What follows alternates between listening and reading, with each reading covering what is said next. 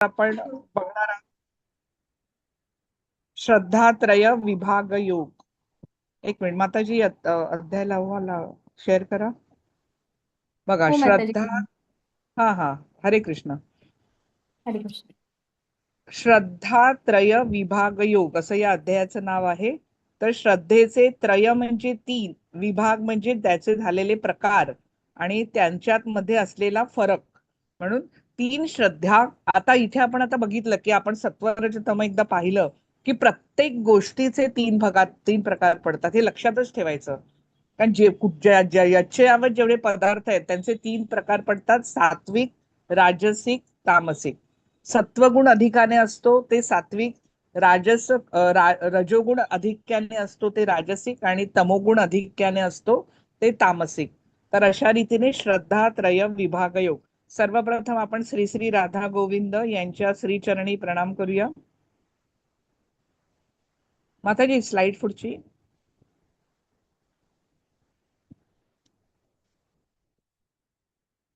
श्री श्री राधा गोविंद यांच्या श्रीचरणी प्रणाम करूया. त्यानंतर श्रील प्रभुपाद कृष्ण कृपामूर्ती भक्ती वेदांत स्वामी त्यांनाही प्रणाम करूया. नंतर क्षीरचोरा गोपीनाथ रेमुना ओरिसा इथे असलेला हा हे विग्रह आहे. गोपींचे दिव्यनाथ दूध आणि दही चोरणारे असं, आणि गोपींचे नाथ म्हणून क्षीरचोरा गोपीनाथ असं त्यांना म्हणतात. तर हा त्यांचा खूप सुंदर विग्रह आहे आपल्या समोर. आपण त्यांना सर्वजण प्रणाम करूया. पुढची स्लाइड माताजी. आणि आपले नामानिष्ठ दास प्रभूजी इस्कॉन बेंगलुरू कुलाईचे अध्यक्ष आहेत, त्यांना प्रणाम करूया. त्यांच्यामुळे आपण हा अभ्यास करतो आहोत. त्यानंतर अन्वया माताजी, पूजा राखे माताजी, मनीषा माताजी आणि कार्तिकी माताजी या अजूनही परिश्रम घेत आहेत. पुढच्या लेवल आहेत त्या अजूनही मराठीत नाही आहेत. चौथी लेवल चालू झाली आहे.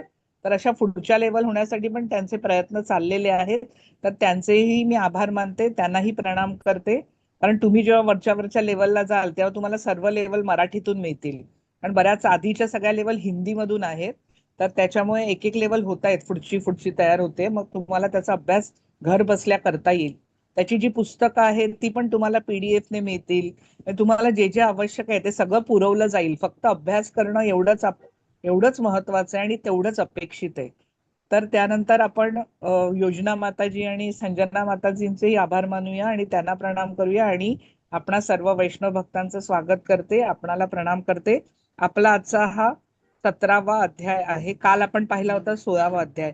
शेवटचे 6 अध्याय हे प्रकृतीबद्दल सांगतात किंवा या ब्रह्मांडाबद्दल सांगतात आणि या प्रकृतीतल्या 3 गुणांबद्दल सांगतात, मायेबद्दल सांगतात, त्रिगुणमयी माया. कारण गुणातीत होणं, गुणांच्या पलीकडे जाणं म्हणजे मायेला ओलांडून जाणं महत्वाचं आहे. आणि त्यासाठी हे शेवटचे 6 अध्याय खूप महत्वाचे आहेत. खूप कठीण सुद्धा आहेत. ऍक्च्युली नुसतं वाचले तर नाही समजत, बऱ्याच गोष्टी डोक्यावरून जातात. म्हणजे माझा अनुभव आहे म्हणून मी सांगते की सुरुवातीला वाचत होते तेव्हा शेवटचे 6 अध्याय खूप कठीण वाटायचे. पण नंतर वाचायला लागले, मग पुन्हा पुन्हा वाचल्यानंतर समजायला लागला अर्थ. मग त्याचं भक्ती वेदांत भाष्य वाचलं, मग तो अर्थ समजावून घेतला. असं करता करता तो अर्थ असा उमजून आला आणि समजून असं आपण प्रत्येक शब्दामध्ये काय लपलेलं आहे हे समजायला लागलं. आणि मग भगवद्गीता सोपी झाली. आणि म्हणून एकदा वाचून भागत नाही, 6 वेळा तरी ती वाचायला पाहिजे कमीत कमी. आता ह्याच्यामध्ये ती वाचता वाचता आपल्याला अर्थ कळत जातात आणि हळूहळू ती एकदम भगवद्गीता जी आहे, म्हणजे शेवटचे 6 अध्याय सर्वात सोपे वाटायला लागतात. म्हणजे मी खरोखर सांगते की आधी 6 अध्याय मला काहीच कळले नव्हते आणि आता मला शेवटचे 6 अध्याय सर्वाधिक सोपे वाटतात. आणि म्हणून त्यासाठी कोणालाही समजलं नाही किंवा कठीण वाटत असेल तर काही चिंता करायची गरज नाहीये. सर्वांना येणारा हाच अनुभव आहे. आपोआपच त्या गोष्टी हळूहळू सोप्या व्हायला लागतात. त्यामुळे चिकाटीने अभ्यास करायचा, चिकाटीने वाचत राहायचं, चिकाटीने ऐकायचं. खूप महत्वाचं आहे. ऐकल्यावर कानावर शब्द पडतात, ते आपल्या जास्त लक्षात राहतात. आपण वाचतो तेव्हा ती जितकं लक्षात राहत नाही, म्हणजे तेव्हा वाटतं आपल्याला समजलंय, पण पुढे आपण जेव्हा जातो तेव्हा बऱ्याच वेळा आपण विसरून जातो. पण जेव्हा आपण ऐकतो किंवा चर्चा करतो किंवा समोर काहीतरी पाहतो, PPT पाहतोय, त्यामुळे ती चित्र आहेत ना, ती आपल्या मेंदूवरती अंकली जातात, म्हणजे ती अंकित होतात, कोरली जातात. आणि कोरली गेली की लक्षात राहतात, बराच काळपर्यंत लक्षात राहतात. आणि त्यासाठी इतका हा उहापोह म्हणजे काय म्हणायचं की एवढा जो कष्ट घेतलेले आहेत एवढी उठाठेव केलेली आहे, तर त्याचं कारणच ते आहे की तुमच्या समोर हा विषय राहावा, तो पाहावा, ऐकावा, समजून घ्यावा, हे खूप महत्वाचं आहे.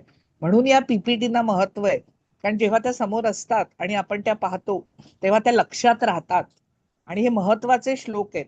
एवढे लक्षात ठेवले तरी पुरेसे आहेत. संपूर्ण भगवद्गीता पाठ केली तर उत्तमच आहे, पण एवढं करणं प्रत्येकाला शक्य नाहीये. त्यामुळे जे पीपीटीतले श्लोक आहेत ते महत्वाचे श्लोक आहेत. इतरही श्लोक आहेत ते पण आपण पाहणार आहोत, त्याचाही आपण अभ्यास करणार आहोत.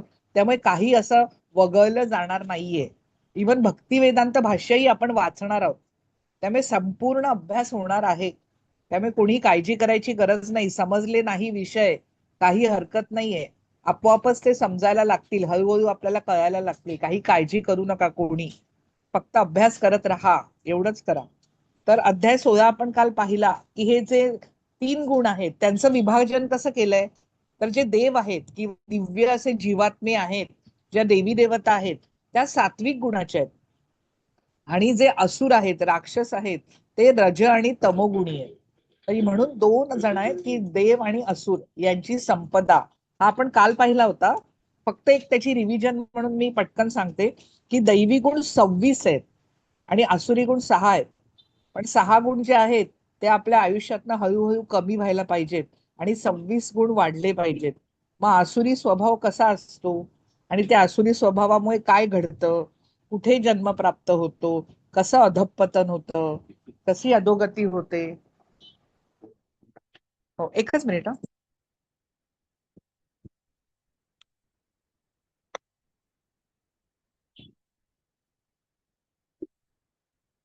हॅलो, ठीक आहे. हरे कृष्ण. तर हे सगळं आपण काल पाहिलं होतं. आता आपण आजचा अध्याय बघणार आहोत, अध्याय 17वा. आजचा अध्याय खूप छान आहे. कारण आपल्या सगळ्यांना येणारा अनुभव आहे ना, आपण कोणावर तरी श्रद्धा ठेवतो. आपण जेव्हा छोटे असतो, लहान असतो, तेव्हा आई वडिलांवर आपली श्रद्धा असते.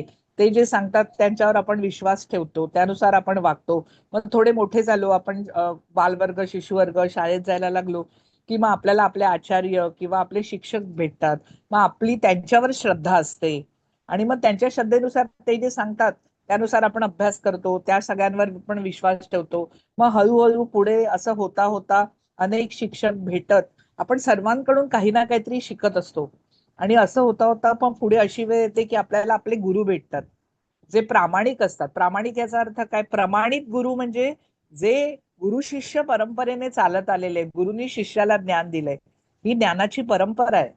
आणि जेव्हा गुरु शिष्याला ज्ञान प्रदान करतात तर या परंपरेने ज्ञान प्राप्त होतं, ते खूप महत्वाचं आहे. आणि म्हणून असे प्रमाणित गुरु असले पाहिजेत, ते क्षोत्रिय असले पाहिजेत. म्हणजे त्यांनी हे सर्व ऐकलं पाहिजे, श्रवण विधी केलेली असली पाहिजे आणि ब्रह्मनिष्ठ, त्यांची आत्म्यावर निष्ठा असली पाहिजे. आत्म्यावर निष्ठा असणं म्हणजे आत्म्यावर विश्वास असणं आणि आत्म्यामध्ये आत्मस्थित होऊन राहणं, याचा अभ्यास करत राहणं. तर आता एक गंमत सांगते, म्हणजे बघा, असं इथे कुठलाही भेदभाव नाहीयेत की ही स्त्री आहे, हा पुरुष आहे, हा छोटा मुलगा आहे, हा म्हातारा मनुष्य आहे, हा अमुक वर्णाचा आहे, हा अमुक जातीचा आहे, अमुक कुलाचा आहे, अमुक शिलाचा आहे, अमुक देशाचा आहे. असे कुठलेही भेदभाव भगवद्गीता करत नाही. त्याच्यामुळे श्री चैतन्य महाप्रभूंनी असं म्हटलेलं आहे चैतन्य चरितावलीत की ज्याने भगवद्गीता जाणली आणि भागवत महापुराणाचा अभ्यास केला, अशी कोणतीही व्यक्ती प्रमाणित गुरु बनू शकते.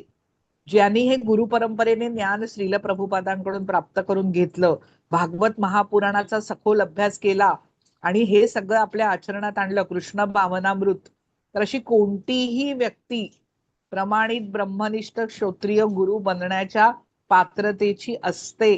ती ब्राह्मणाप्रमाणेच असते. ब्राह्मण, क्षत्रिय, वैश्य आणि शूद्र, आपल्या अनेक गैरसमज आहेत आपले. बघा, हे जे 4 आहेत ते व्यवस्थेनुसार पाडलेले आहेत, गुणकर्मानुसार यांचे विभाग पाडलेले आहेत. आता उदाहरणार्थ बघा, कोणतीही गोष्ट घ्या, आता आपला समाज आहे, तसं एखादी कुठलीही जरी फॅक्टरी काढायची झाली, तर उदाहरणादाखल आता जर कपड्याची फॅक्टरी असेल तर ते जर निर्माण करायला काय करावं लागतं, तर पहिल्यांदा एक ब्लू प्रिंट तयार करायला लागते की फॅक्टरी कशी बनवायची, काय काय निर्माण करायचं, त्यासाठी कच्चा माल किती हवा, त्याचा जो आराखडा असतो तो आधी बनवावा लागतो.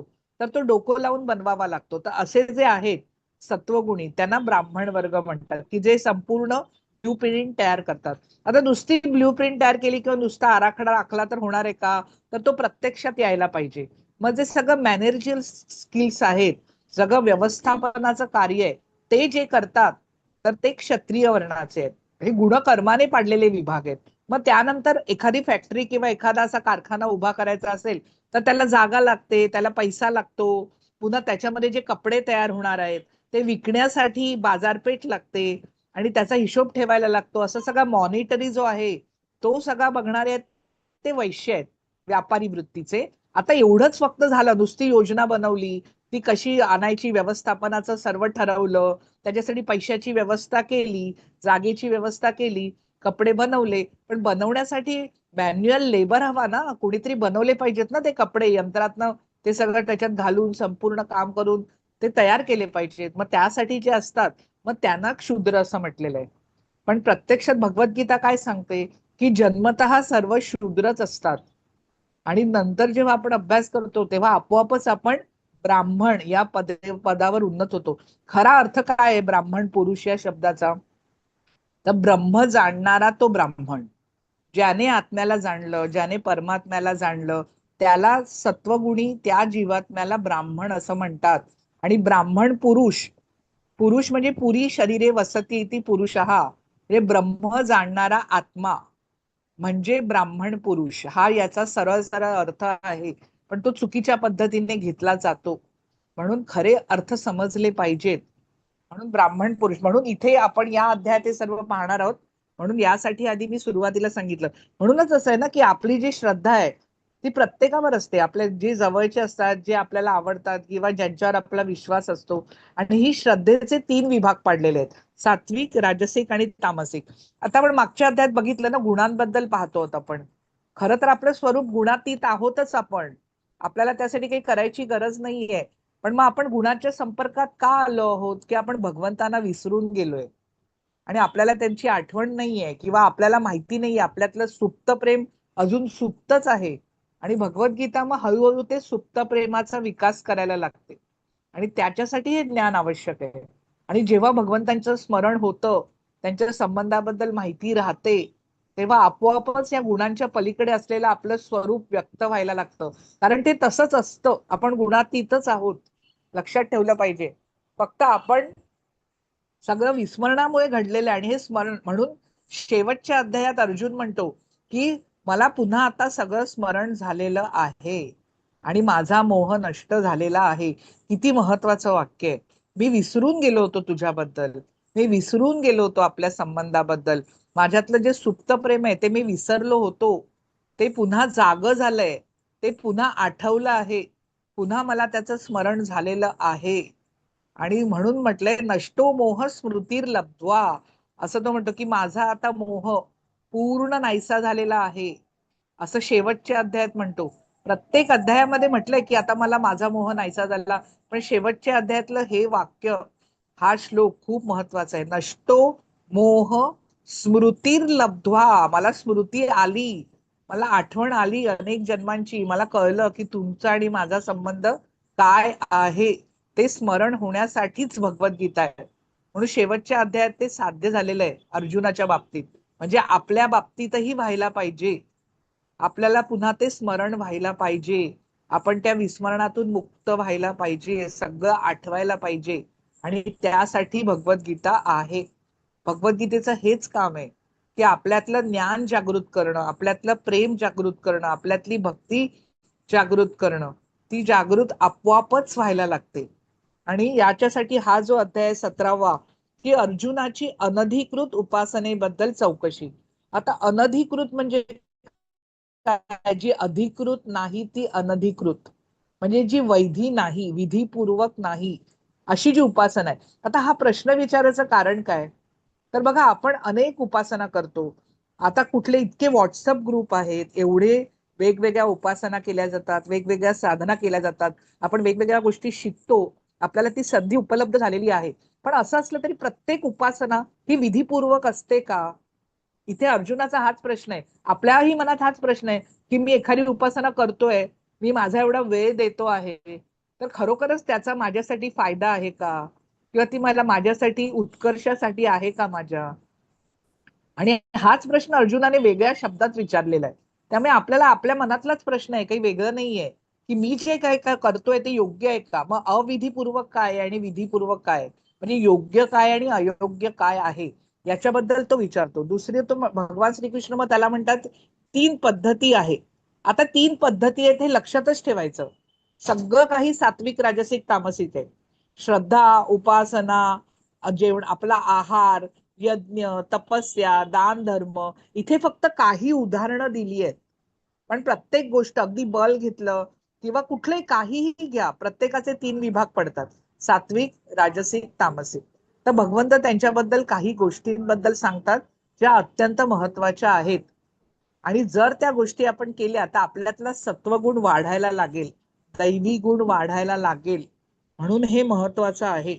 आणि त्यासाठी तप म्हणजे काय ते आधी समजलं पाहिजे, की तप म्हणजे आपल्या आत्म्याच्या विकासासाठी जाणीवपूर्वक, बघा आपल्या प्रत्येकाला वाटतं की माझी उन्नती व्हावी, माझ्या आध्यात्मिक मार्गावर मी जे चालतो आहे तर माझ्या आत्म्याचा विकास व्हावा. आणि आपल्या आत्म्याची उन्नती होण्यासाठी जाणीवपूर्वक, की माझ्या आत्म्याच्या विकासासाठी मी काम करतोय, निष्ठेने, म्हणजे विश्वास ठेवून करत राहायचं दृढ निश्चयाने, आणि कष्टाने केलेलं संयमी आचरण, याला तपाचरण असं म्हणतात. त्याने आपण तप्त होतो, त्याने आपण तापले जातो, आपली कर्मबीज दग्ध व्हायला लागतात. तर हे तप्त करणं, हे विशिष्ट नियम आहेत. ते आपलं आयुष्य हे म्हणजे पूर्णपणे तापवणं म्हणतात ना, तर ते तापवण्यावरनं तप हा शब्द आलेला आहे. तर तप्पाचरण म्हणजे नियमांचं जाणीवपूर्वक केलेलं आचरण. तर आता आपण यांच्या सगळ्यांबद्दल बघणार आहोत. पुढची स्लाइड माताजी. आणि सर्वात शेवटी भगवंतानी ओम तत्सत असं म्हटलेलं आहे. तर मी म्हणते आता प्रत्येक अध्याय आपण वाचतो तेव्हा शेवटी योजना माताजी म्हणतात ना, ओम तत्सदिती श्रीमद भगवद गीतासु उपनिषत्सु ब्रह्म विद्याया योगशास्त्रे श्रीकृष्णार्जुन संवादे अमुक अमुक योगो नाम अमुक दशोऽध्यायः. ओम श्री हरये नमः. ओम श्री हरये नमः. ओम श्री जात पुष्पिका जी शेवटी येते, तर त्याची जी सुरुवात आहे ते ओम तत्सत इति ह्याने सुरुवात होते.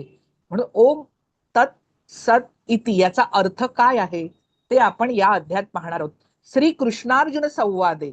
खर तर पूर्वीचे ग्रंथ होते ते सगळे संवादाच्या रूपात होते, आणि हा जो संवाद असायचा त्यातून ज्ञानप्राप्ती व्हायची. तर हा जो महाभारतामधला जो 18 पर्वांचा पूर्ण आपला इतिहास आहे, कारण या घडलेल्या गोष्टी आहेत, खऱ्या गोष्टी आहेत, त्या कधीतरी घडून गेल्या आहेत, द्वापार युगात घडलेले आहेत महाभारत, जे वेदव्यासाने लिहून ठेवलंय. तर ह्या महाभारतातले जे 18 पर्व आहेत, तर त्या 18 पर्वांचा संवाद पहिल्यांदा वैशंपायन ऋषी आणि जनमेजय राजा जो परीक्षिताचा पुत्र आहे यांच्यातून सुरुवात होते. त्याच्या आधी सुत आणि शौनक मुनी यांच्यामध्ये संवाद आहे, आणि त्याच्यानंतर धृतराष्ट्र आणि संजय, आणि त्याच्यानंतर कृष्ण आणि अर्जुन. बघा, संवादातून संवाद, संवादातून संवाद, संवादातून संवाद, असं हे ज्ञान आपल्यापर्यंत आलेलं आहे. आणि म्हणून हे श्री कृष्णार्जुन संवादे. तर हा संवाद कशा पद्धतीने आहे ते पण बघितलं पाहिजे.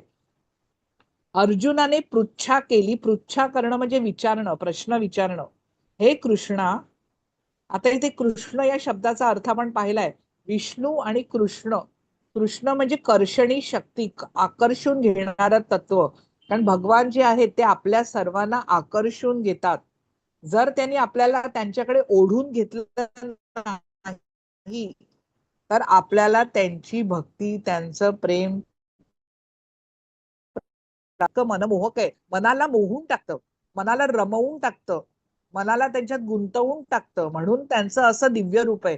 नाही तर का इतके सुंदर आहेत, का एवढी त्यांची बासरी सर्वांना मोहून टाकते, का त्यांचं एवढं छान सुंदर त्यांच्या डोक्यात खोवलेलं मोरपीस आहे. तर त्यांच्यात काहीतरी शक्ती आहे ना, कर्षणी शक्ती आहे, आकर्षून घेण्याची शक्ती आहे, जीवात्म्यांना आकर्षून घेण्याची शक्ती त्यांच्यामध्ये.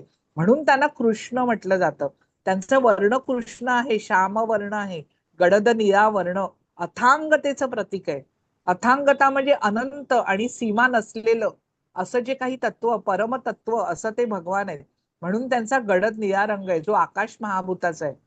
म्हणून गडद निळा म्हणून कृष्ण, आणि सर्वांना आपल्याकडे आकर्षून घेणारे म्हणून कृष्ण. आणि विष्णू या शब्दाचा अर्थ आहे सर्वव्यापी तत्व. सर्वव्यापी म्हणजे ते सर्वव्यापीही कसं आहे, तर उपनिषदामध्ये म्हटलंय की जे जे काही आहे ते व्यापून त्यातूनही उरलेलं, त्याच्यातूनही शिल्लक राहिलेलं 10 अंगुळे इतके शिल्लक राहिलेलं असं उपनिषदात वर्णन आहे. बघा, म्हणजे व्यापूनही उरलेलं असं तत्व आहे. म्हणून त्यांना विष्णू असं म्हटलं जातं. हे कृष्ण जे शास्त्रविधीचे, मी म्हटलं तुम्हाला शास्त्र म्हणजे काय, जे शासन करतं आणि जे त्राण करतं, असा संस्कृत शब्द येतो. शासन म्हणून शस आणि त्राण वरून त्र, शास्त्र.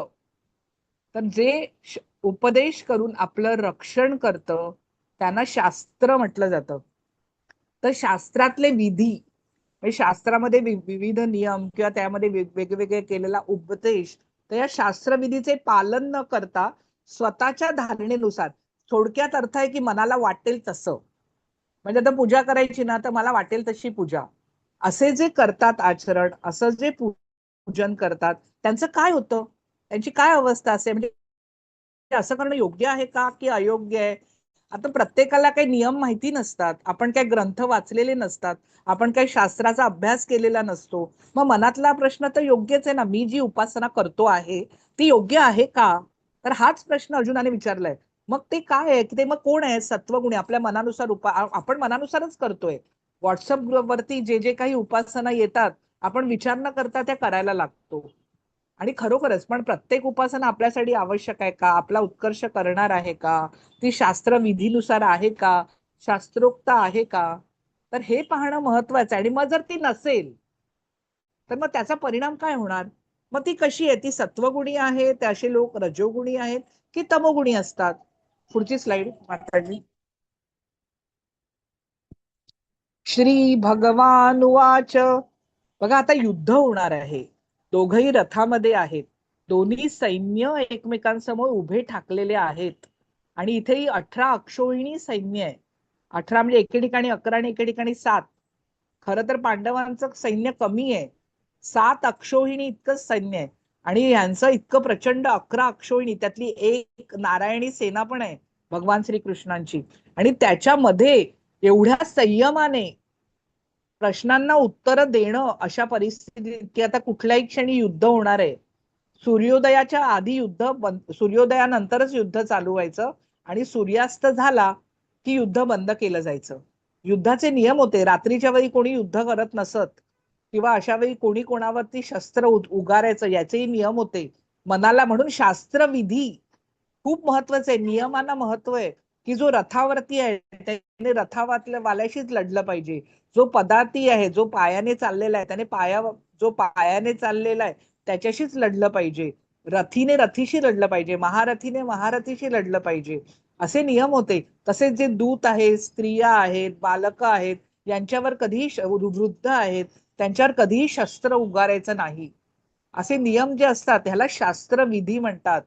प्रत्येक गोष्टीची विधी असते, त्याचे नियम असतात, ते जाणून घेऊन त्याचं पालन करणं आवश्यक असतं. पण गंमत सांगू का, की जे महाभारताचं युद्ध झालं तर सुरुवातीला फक्त भीष्म पितामह जोपर्यंत सेनापती होते तोपर्यंतच नियम पाळले गेले, आणि त्यानंतर नियमांना धाब्यावर बसवलंय. 18 दिवस युद्ध चाललेलं होतं. म्हणून 18 ही संख्या महत्वाची आहे. भगवद्गीतेत 18 अध्याय आहेत. खरं तर अध्याय नाही आहेत तसे, 45 मिनिटात सांगितलेली गीता आहे, त्याचे 700 श्लोक 18 अध्यायामध्ये गुंफलेले आहेत. 18 दिवस युद्ध चाललं. महाभारताचे 18 पर्व आहेत आणि 18 पुराण आहेत. 18 या संख्याला खूप महत्व आहे. आणि म्हणून मी आता हा विषय निघाला म्हणून सांगते. श्री भगवान वाच. त्रिविधा भवती श्रद्धा देहिनां सा स्वभावजा, सात्विकी राजसी चैव तामसी चेती ताम शृणु. शृणु, बघा, शृणु हा शब्द वारंवार आलेला आहे भगवद्गीतेत. शृणु म्हणजे श्रवण कर, ऐक, मी सांगतो आहे तू ऐक. आता जेव्हा भगवंतांच्या मुखातनं बाहेर पडलेली दिव्य वाणी आहे ती अर्जुन ऐकतो आहे, तेव्हा भगवान म्हणतात तू मी जे काही बोलतो आहे ते तू श्रवण कर, भक्तिभावाने श्रवण कर, शृणू. हा जो शृणू शब्द परत परत आलाय तो आपणही करायचंय, आपणही श्रवण करायचंय भगवंतांबद्दल. श्री भगवान म्हणाले देहधारी जीवांनी व्याप्त केलेल्या, देहधारी जीव याचा अर्थ काय की ज्या जीवात्म्यांनी देह धारण केलेले आहेत, म्हणजे असे पण आहेत की ज्यांच्याकडे देह नाही, हे इथे समजून घ्यायला पाहिजे. देहधारी जीवांनी प्राप्त केलेल्या म्हणजे मिळवलेल्या किंवा संपर्कात आलेल्या प्राकृतिक, प्रकृतीपासून बनलेले ते प्राकृतिक. आणि प्रकृती कशी आहे, 3 गुणांपासून बनलेली आहे. आता 3 गुणांपासून का बनली आहे? प्रकृती म्हणजे सृष्टी आहे, जे आपल्या आजूबाजूला दिसतंय. तर ते जे काही आपण पाहतो आहोत ते काहीतरी व्यक्त झालेलं आहे म्हणूनच पाहतोय ना. जर ते व्यक्त नसतं तर पाहू नसतो शकलो. पण नुसतं व्यक्त होत नाही, नुसतं उघड होत नाही, नुसतं प्रगट होत नाही, ते काही काय राहतं आणि मग पुन्हा ते अव्यक्त म्हणजे पुन्हा ते गुप्त होतं, पुन्हा ते दिसेनासं होतं. आता हेच आहे की नाहीसं होत नाही, इथे नाहीसा शब्द नाहीये किंवा नवीन काहीही निर्माण होत नाही, फक्त एकाचं दुसऱ्यामध्ये रूपांतरण होतं, अवस्थांतरण होतं. हे महत्वाचं आहे. म्हणून इथे व्यक्त आणि अव्यक्त असे 2 शब्द येतात. व्यक्तावस्था, अव्यक्तावस्था म्हणजे काही आहे ते उघड झालंय, प्रगट झालंय, जे आपण पाहू शकतोय. आणि मग ते जे पाहू शकतो ते काही काय राहतं आणि मग कालांतराने पुन्हा ते अव्यक्त होतं किंवा नाहीसं होतं किंवा दिसेनासं होतं. तर अशा रीतीने म्हणून तिघांची गरज आहे आणि म्हणून 3 आहेत. आणि ते 3 सर्वत्र असतात, प्रत्येक गोष्टीवर परिणाम दाखवतात, आपल्या आयुष्यावर परिणाम दाखवतात. म्हणून मनुष्याच्या विविध प्राकृतिक गुणांच्या अंतर्गत, माताजी हा तेच म्हणते, प्राकृतिक गुणानुसार मनुष्याची श्रद्धा सात्विकी, राजसी आणि तामसी अशी 3 प्रकारची असते. याविषयी आता माझ्याकडून ऐक. पुढची स्लाइड माताजी.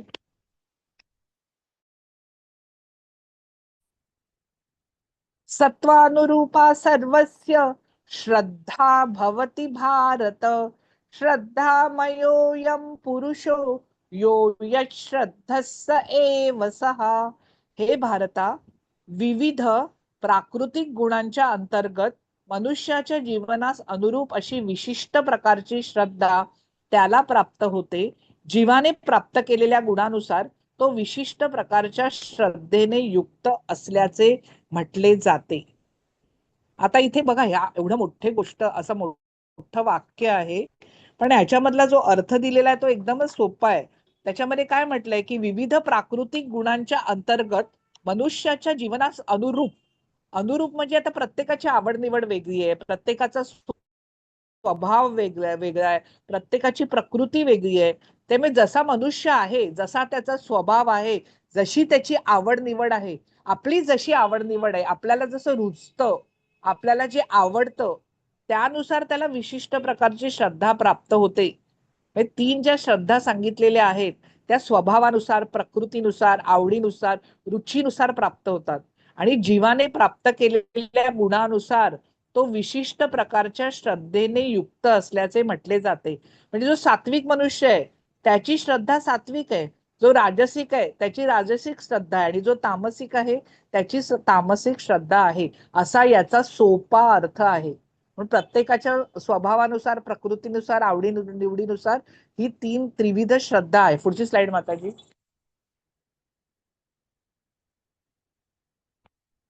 यजन्ते सात्विका देवान् यक्ष रक्षांसि राजसाः, प्रेतान् भूतगणाश्चान्ये यजन्ते तामसा जनाः. आता इथे भगवंतांचं नाव आलेलं नाहीये, भगवंतांच्या पूजेबद्दल सांगितलेलंच नाहीये. याचं कारण भगवंतांची पूजा केली जात नाही, तर भगवंतांचं भजन केलं जातं, त्यांना भजलं जातं भगवंतांना. तर इथे सात्विक मनुष्य जे आहेत ते देवतांचं पूजन करतात,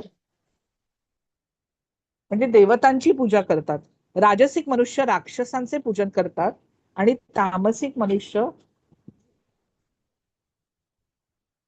भूत आणि प्रेतांचं पूजन करतात. तर याचा अर्थ काय आहे बघा, सात्विक मनुष्य जे आहेत म्हणजे जे चांगलं कर्म करणारे आहेत, सत्वगुणी आहेत, आणि असे जे आहेत ते देवी देवता सत्वगुणाचंच पूजन करतात, कारण देवी देवता ज्या आहेत त्या सत्वगुणी आहेत, त्या दिव्य गुणाच्या आहेत. 26 दिव्य गुण आपण जे पाहिले म्हणून ते देवतांचं पूजन करतात. तर राजसिक आणि तामसिक हे आसुरी आहेत. त्यामुळे राजसिक मनुष्य राक्षसांचं पूजन करतात. का करतात?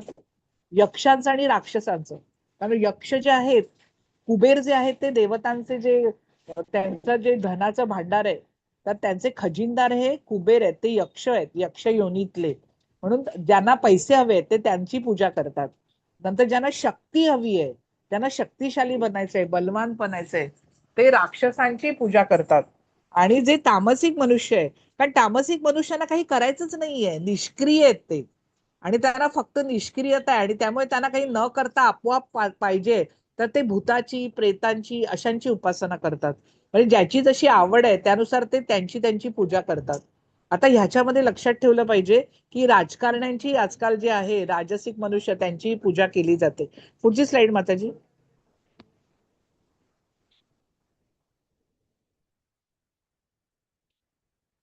जे लोक दंभ आणि अहंकाराने प्रवृत्त होऊन शास्त्रसंमत नसलेली उग्र आणि कठोर तपस्या करतात, ते काम आणि आसक्तीने झपाटलेले असतात. जे मूर्ख असतात आणि शरीराच्या भौतिक तत्वांना तसेच अंतर्यामी परमात्म्यालाही कष्ट पोहोचवतात, त्यांना असुर असं म्हटलं जातं. ते स्वतः, आता तुम्ही बाजूच्या चित्रात पाहिलं तर तुमच्या लक्षात येईल की त्याने आपलं डोकं आत घातलेलं आहे आणि आपल्या शरीराला त्रास देतोय. नंतर बाजूला जर पाहिलं रावण, तो आपल्या शक्तीचं प्रदर्शन करतोय. त्याने कैलासाला पर्वताला उचलून घेतलेलं आहे दोन्ही हातावरती. तसंच अजून हिरण्यकश्यपूने जी तपश्चर्या केली होती, आपल्या बोटाच्या अंगठ्यावर उभी राहून केलेली, तर हिरण्यकश्यपूची ही गोष्ट आहे. आता हिरण्यकश्यपू आणि हिरण्याक्ष हे जय आणि विजयच आहे, द्वारपाल भगवंतांचे. तर हिरण्यकश्यपू जो होता, तर तो जेव्हा तप करण्यासाठी वनात गेला, तेव्हा एका पायाच्या बोटांवर उभे राहून त्याने तप केलेलं आहे. इतकं कठीण तप. आपण पायावरती पण उभं राहू शकत नाही, पण ह्याने नुसतं बोटांवर उभं राहून. मग अशा वेळी जेव्हा तो गेला, तेव्हा इंद्राने विचार केला की त्याची जी पत्नी आहे कयाधू, हिरण्यकश्यपूची, तर ती तेव्हा गर्भवती होती. मग त्याने विचार केला की चला आता योग्य वेळ आहे, आपण यांचा नाश करून टाकू. आणि यांच्या म्हणजे आपण जर आता हिरण्यकश्यपू इथे नाहीये, मग अशा वेळी आपण हे सहजपणे करू शकू. तर नारद मुनी जे होते ते अंतर्ज्ञानी होते, ते भक्त श्रेष्ठ आहेत. तर त्यांना ही इंद्राच्या मनातली गोष्ट समजली, आणि मग त्यांनी त्या कयाधूला, जी भक्तराज प्रल्हादाची आई आहे, तर तिला ते आपल्या आश्रमात घेऊन आले. आणि आश्रमात ती राहिली, आणि त्यामुळे तिच्या कानावरती आणि तिच्या त्या गर्भातल्या प्रल्हादाच्या कानावरती सतत भक्तीच पूर्णपणे शास्त्राचं श्रवण, भक्तीबद्दलच सर्व काही चर्चा, भक्तीबद्दलच जे जे काही आहे ते त्याच्या कानावर पडलं गर्भामध्ये असताना. म्हणून भक्तराज प्रल्हाद, कयाधूच्या पोटी त्यांचा जन्म झालेला होता. तर ते हिरण्यकश्यपूचा तो पुत्र असतानाही, दैत्य असतानाही त्यांना भक्तराज असं म्हटलेलं आहे. कारण बघा, गर्भात असताना त्या बालकाने हे संपूर्ण श्रवण केलंय. श्रवण केल्यामुळे तो जन्मतःच भक्त म्हणून भक्तराज प्रल्हाद, त्यांची तर सर्वांना हे दिली जाते की भक्तराज असं म्हटलंय, भक्तांचे ते राजा आहेत, भक्तांमध्ये सर्वात महान असे प्रल्हाद आहेत. तर म्हणून ते हिरण्यकश्यपूचं तर सांगण्याचा हेतू हा होता. मग जेव्हा हिरण्यकश्यपू आपली ती पूर्ण तपाचरण करून पूर्ण करून जेव्हा येणार होता, तेव्हा पुन्हा नारद मुनींनी कयाधूला तिच्या घरी नेऊन, तिच्या राजधानीत नेऊन पोचवलं. तर अशा रीतीने म्हणून हे घडलेलं आहे भक्तराज प्रल्हाद, कारण त्यांच्या कानावर सतत भक्तीबद्दलच पडलेलं आहे. त्यांनी पूर्ण हे भक्तीचं शास्त्र ऐकलेलं आहे पोटात असताना. आणि म्हणून तर आता हा विषय नाहीये, पण तरी मी तो विषय आला म्हणून सांगितलं. तर जे लोक अहंकाराने की मी मोठा आहे, मी काही करू शकतो, मी माझ्या शरीराला पण त्रास देऊ शकतो, मी कितीही कठोर तपाचरण करीन कारण मी शक्तिशाली आहे, आणि असे जे शास्त्र संमत नाहीये, कुठेही शास्त्रामध्ये म्हटलं नाहीये की त्रास द्या स्वतःच्या शरीराला, असं काहीतरी चित्र विचित्र करा, असं कुठेही म्हटलं नाहीये. म्हणून ही शास्त्र विधीनुसार असलेली उपासना आहे. आणि जे काम आणि आसक्तीने झपाटलेले असतात, 3 लोकांचं राज्य, आता एवढं रावणाने केलं, तप केलं, तो पण भक्त म्हणतात, पण त्याने मागितलं काय, तर 3 लोकांचं राज्य. जे मूर्ख असतात आणि शरीराच्या भौतिक तत्वांना आणि अंतर्यामी परमात्म्यालाही कष्ट पोहोचवतात. अंतर्यामी, याम या शब्दाचा अर्थ आकाश आहे. आपल्या आतल्या आकाशात म्हणजे आतमध्ये असणारा जो परमात्मा आहे आपल्या प्रत्येकाच्या हृदयात, तर आता शरीराला त्रास दिला तर पर्यायाने त्यांनाच त्रास दिल्यासारखा आहे. स्वतःलाही त्रास द्यायचा, त्यांनाही त्रास द्यायचा, असं कुठेही शास्त्रामध्ये लिहिलेलं नाहीये की शरीराला त्रास देऊन तुम्ही कुठली तपश्चर्या करा. आणि म्हणून भगवद्गीतेचा खरा अर्थ समजावून घ्यायचा आहे. पण जे लोक हे समजून न घेता करतात, स्वतःच्या शरीराला त्रास देतात, तर त्यांना असुर म्हटलेले आहेत. ते खरे असुर आहेत. असुर म्हणजे मोठे मोठे दात पुढे आलेले किंवा मोठे 11-12 दाढा असलेले, असे केस असलेले, असे मोठे असे विक्रा, असा याचा अर्थ नाहीये. असुरी प्रवृत्ती आहे, ती कोणाही मध्ये असू शकते. आपल्या प्रत्येकामध्ये दैवी प्रवृत्ती आहे आणि असुरी प्रवृत्ती आहे. तर त्या असुरी प्रवृत्तीला ओळखलं पाहिजे. पुढची स्लाइड माताजी.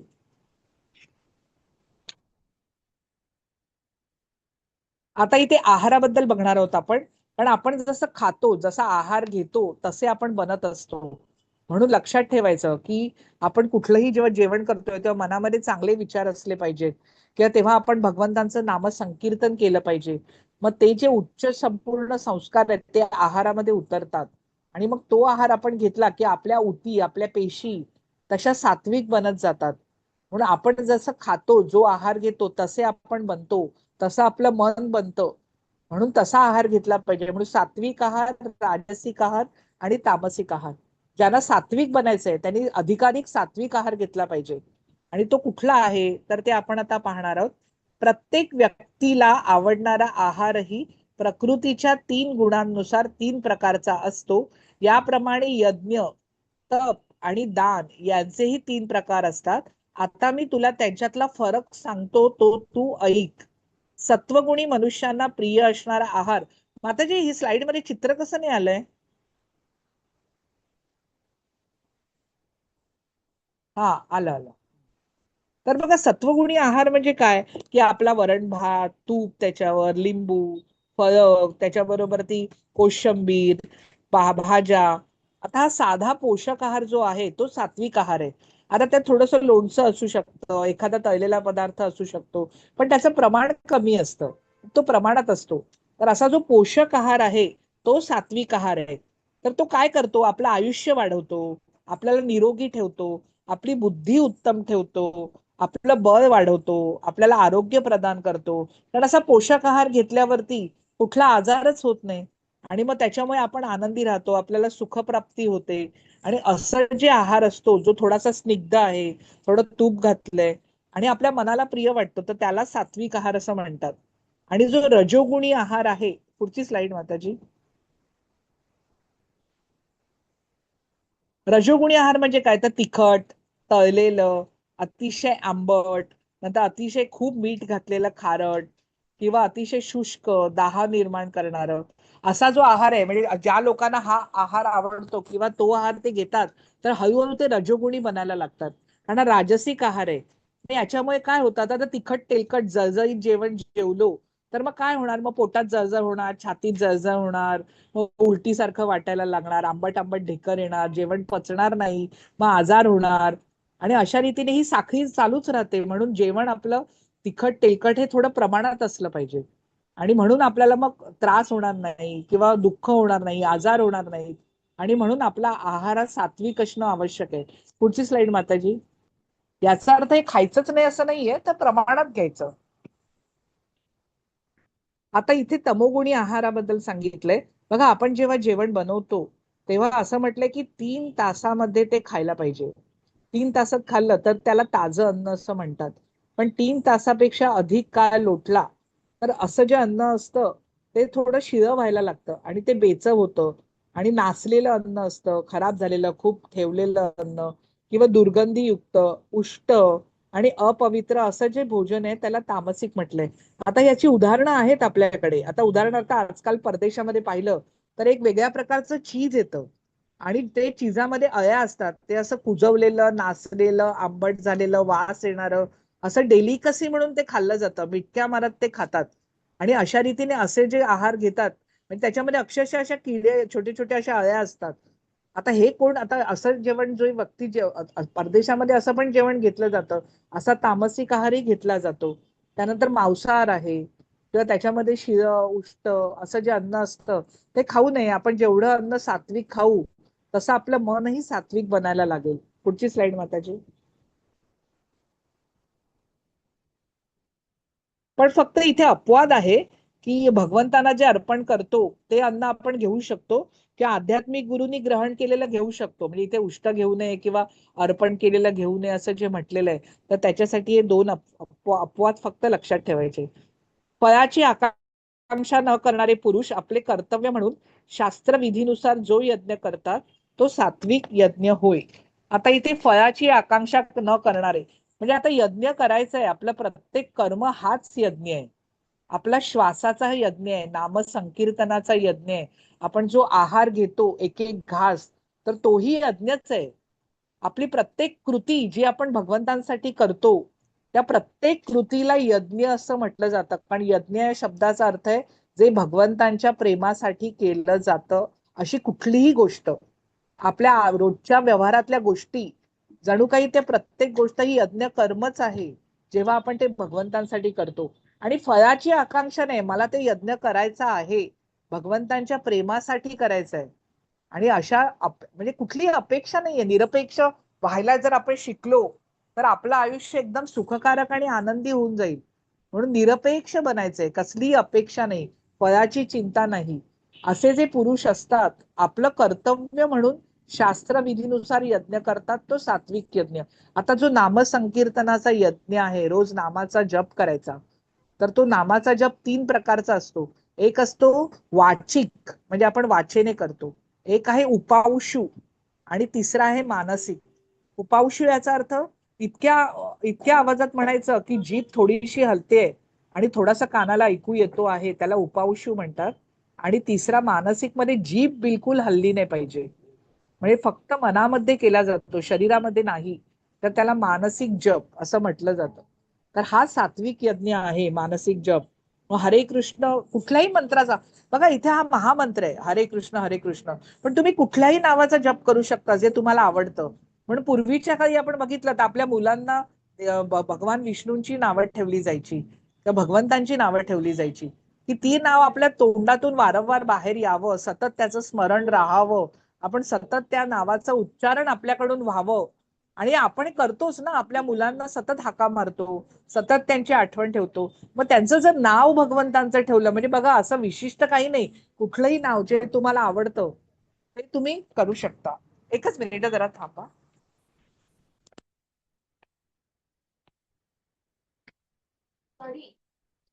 एकच मिनिट हरे कृष्ण 2 मिनिटं थांबा. हा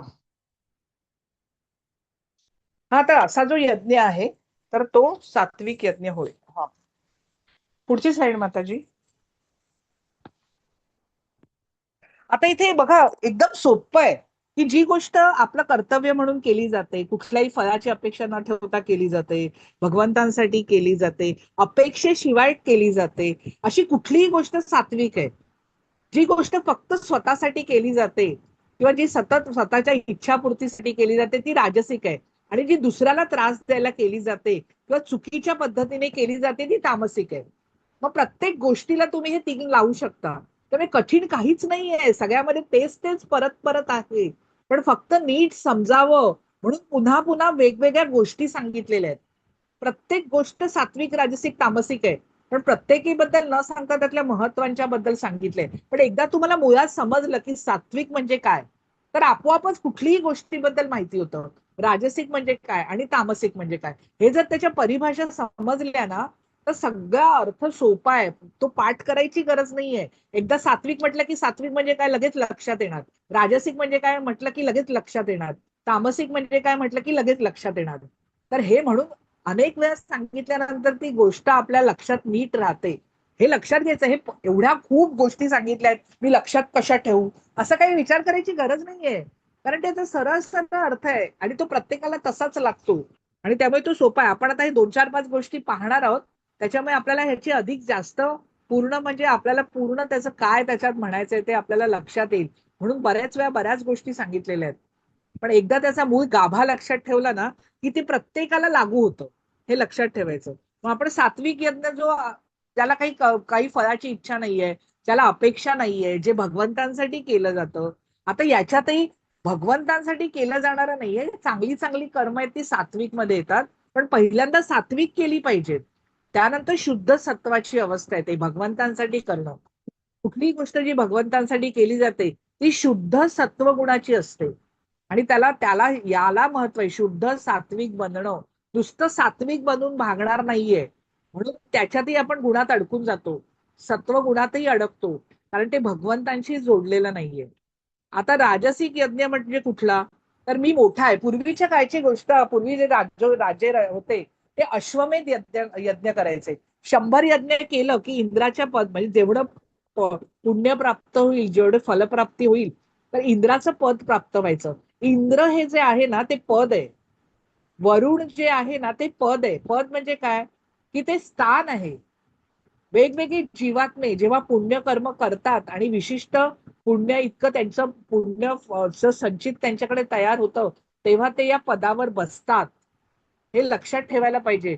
म्हणून 100 अश्वमेध यज्ञ जो करतो त्याला इंद्र पदाची प्राप्ती होते. म्हणून पूर्वीच्या काळी आहे की एकतर मोठे मोठे राजे होते, ते दाखवण्यासाठी पण करायचे. आता ते अश्वमेधासाठी घोडा सोडायचे आणि जो तो घोडा अडवेल त्या राजाशी त्याला युद्ध करायला लागायचं. आणि अशा रीतीने वेगवेगळ्या ते प्रदेश पादाक्रांत करत जायचे. आता ह्याच्यामध्ये काय गरज आहे? आता हा सगळा दंबा मोठेपणासाठीच केलेली गोष्ट आहे ना. आपलं राज्य वाढावं, आपला कोणी शत्रू राहू नये, आणि म्हणून आणि भौतिक लाभासाठी, की आता आहे आपलं राज्य, त्याचं करायचं नीट राज्यकारभार. पण नाही, दुसऱ्यांच्या राज्यावरती पण लक्ष आहे. आणि अशा रीतीने मग तो घोडा जिथे जिथे ज्या ज्या प्रदेशात जाईल तिकडे तिकडे त्याच्या मागून ते सैन्य जायचं. मग तिथल्या राजाने जर तो घोडा कोणी पकडला तर त्याच्याशी लढावं लागायचं. आणि मग हे जे सैन्य आहे मग त्याचा पाडाव करायचे, आणि मग अशा रीतीने एक एक राज्य पादाक्रांत करत करत तो घोडा जात जायचा, मागून सैन्य जात जायचं. असं त्याला अश्वमेध यज्ञ असं म्हणतात. आता हे कशासाठी? हे सगळं राजसिक आहे ना, की नवीन राज्य, आपलं राज्य वाढवायचंय, पैशाची हाव आहे, मोठेपणाची हाव आहे, मी सम्राट आहे असं लोकांनी म्हणावं. म्हणून हा राजसिक यज्ञ आहे, जो अश्वमेध यज्ञ आहे.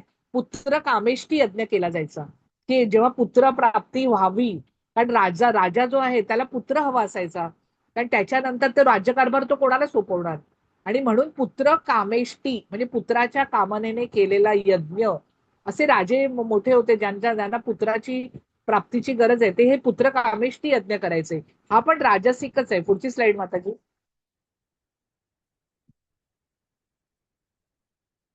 शास्त्रविधीची उपेक्षा करून प्रसाद वितरित केल्या वाचून, म्हणजे आता आपण कुठलीही पूजा करतो, कुठलीही उपासना करतो, तर ती लिहिलेली असते की कशा पद्धतीने केली पाहिजे.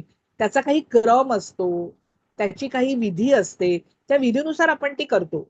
पण त्या शास्त्रात लिहिलंय त्याचा विचारच करायचा नाही, मनाला येईल तशी उपासना करायची.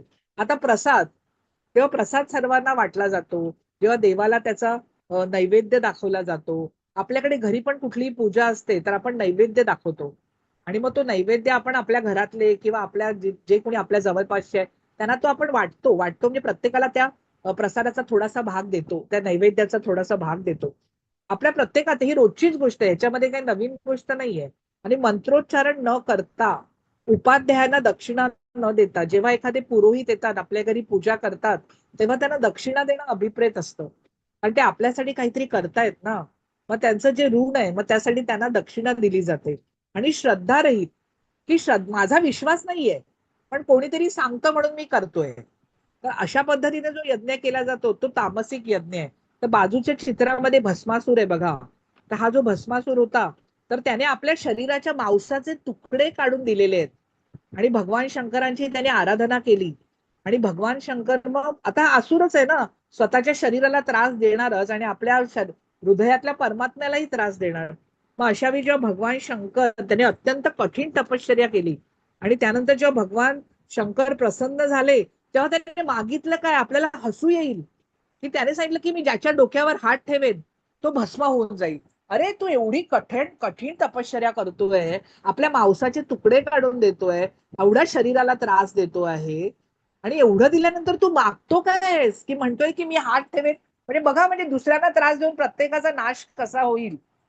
आता याच्यात काय आहे? आता तुला भगवान समोर आले, शंकर, भगवान शंकर सतत समोर उभे राहिले, तर तू काय मागायला हवं याची तरी जाणीव हवी ना. म्हणूनच आहे ना की हा सगळा शुद्ध मूर्खपणा आहे. कारण रजोगुण आणि तमोगुण हा मूर्खपणा करायला भाग पाडतो. आणि मग त्याने काय मागून घेतलं की ज्याच्या डोक्यावर मी हात ठेवेन तो भस्म होईल. आणि मग असा वर जेव्हा शंकरांनी दिला तर पहिला तो त्यांच्या डोक्यावर हात ठेवायला धावला. आणि मग अशा वेळी भगवान शंकरांनी भगवान विष्णूकडे मदतीची याचना केली आणि मग विष्णूंनी अवतार घेतला मोहिनी नावाचा. आणि मग ती जेव्हा तिथे अवतरली, इतकं सुंदर रूप होतं तिचं. आता 10 अवतारामध्ये हा अवतार येत नाही, पण हाही त्यांचा अवतार आहे भगवान विष्णूंचा. आणि मग तो भस्मापूर पागल झाला तिला बघून. आणि मग अशा रीतीने मग तो तिच्या मागे मागे फिरायला लागला. तर ती म्हणाली, तसं नाही, माझ्या समान जो नृत्यामध्ये कुशल असेल, माझ्याशी जो युद्धाची स्पर्धा करेल, अशाच व्यक्तीशी मी लग्न करणार आहे असं मी ठरवलेलं आहे. मग ते दोघंही नृत्य करायला लागले. आणि तो नृत्य करता करता इतका मोहित झाला होता त्या मोहिनीवर. नावच मोहिनी आहे, सर्वांना मोहित करणारी. आणि करता करता करता नाचता नाचता नाचता त्या मोहिनीने आपल्या डोक्यावरती हात ठेवला. आणि मग त्यानेही आपल्या डोक्यावर नकळत हात ठेवला. आणि तो विसरून गेला की मला वर मिळालाय, की मी ज्याच्या डोक्यावर हात ठेवेन त्याचा नाश होणार आहे. म्हणजे बघा की असं जेव्हा आसक्त होतो, लोभामध्ये अडकतो, तेव्हा सारासार विचार नाहीसा होऊन जातो. आणि मग तो आपल्याच डोक्यावर हात ठेवून स्वतःलाच नष्ट करून घेतलं, स्वतःच भस्म झालं. म्हणजे बघा, एवढं सगळं कठीण तपश्चर्याने मागून घेतलं काय, तर डोक्यावर हात ठेवून भस्म करायचं. आणि त्याचा परिणाम काय झाला, तर स्वतःच भस्म करून घेतलं. असा जो भस्मासूर आहे, की ह्या सगळ्या गोष्टीतून आपण काय शिकतो, की अशी जी रजोगुणी तमोगुणी जे असुर असतात, की त्यांचं शेवट काय होतो, त्यांची गती काय होते, हे आपल्या लक्षात येतं. आणि म्हणून आपण असं नाही वागलं पाहिजे. आपले रजोगुण आणि तमोगुण हळूहळू कमी व्हायला पाहिजे. आणि यासाठी प्रयत्नशील राहिलं पाहिजे. आणि म्हणून या गोष्टी आहेत, या गोष्टी रूपात आपल्याला लगेच समजतं की त्याच्यामध्ये काय म्हटलेलं आहे. म्हणून ही भस्मासुराची गोष्ट आहे. आता रावणाने किती एवढी लंका उभारली, पण बिभीषणाने केवळ भक्तीने त्यांना अशीच प्राप्त झालेली आहे. म्हणजे जे भक्त असतात, ते त्यांच्या भगवंतांच्या कृपेने त्यांना सर्व काही प्राप्त होतं. त्यांना अशी धडपड करायची गरज राहत नाही. पुढची स्लाइड माताजी.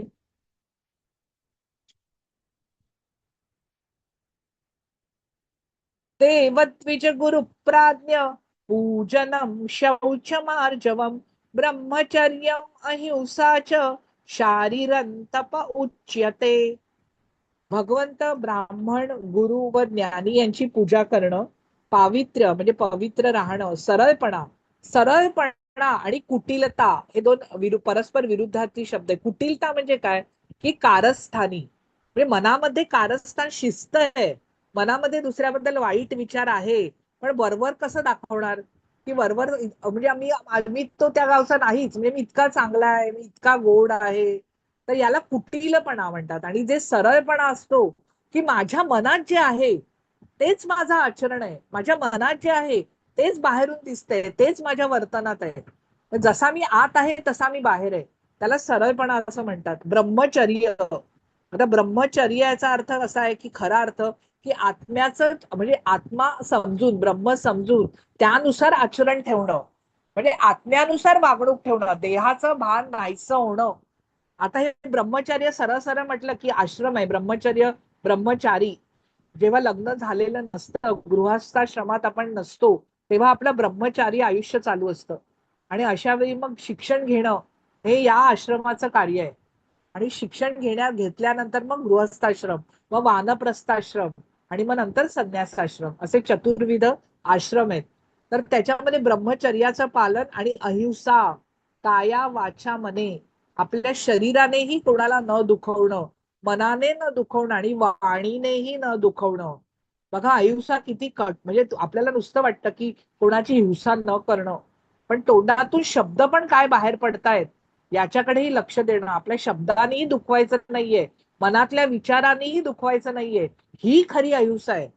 पुढची स्लाइड माताजी. अनुद्वेगकरं वाक्यं सत्यं प्रियहितञ्च स्वाध्यायाभ्यसनञ्चैव वाङ्मयं तप उच्यते.